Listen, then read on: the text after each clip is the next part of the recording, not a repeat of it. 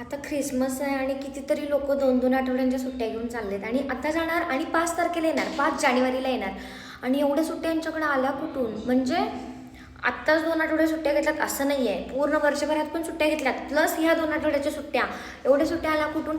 आम्हाला तर टोटल 22 सुट्ट्या मिळतात आणि त्यातल्या जरा आम्ही तर ऑलरेडीच घेऊन टाकल्यात, बट आता जर आम्ही टाकायच्या म्हटल्यात जरी आहे त्यातल्या, तर मग पुढे आम्ही कशा यूज करणार सुट्ट्या? म्हणजे बाकीचे जे पण फंक्शन असतील किंवा माझ्या अजून फ्रेंड्सची लग्न आहेत, मग तेव्हा कसं आम्ही मॅनेज करणार? आणि यांना 2-2 आठवड्याच्या सुट्ट्यांनी टाकल्यात आणि अप्रूव्ह झाल्यात आणि हे लोक फिरायला चाललेत आणि कोड फ्रीज आहे तर काम नाही आहे म्हणे. कसं काम नाही आहे तुम्हाला? कोड फ्रीज आहे ठीक आहे, फ्रॉडला काही नाही जाणार आहे, बट तुम्हाला तर काम असायला पाहिजेत ना. म्हणजे एकतर तुम्ही वर्किंग आहात किंवा सुट्टीवरती आहात, सुट्टीवर असेल काम नाही इट्स ओके, बट वर्किंग असून तुमच्याकडे काम नाही असं कसं होऊ शकतं यार? तुम्हाला काहीतरी दाखवायला पाहिजे तुम्ही रोज केलं आहे. मला कळायचं बंद झालं आहे आता.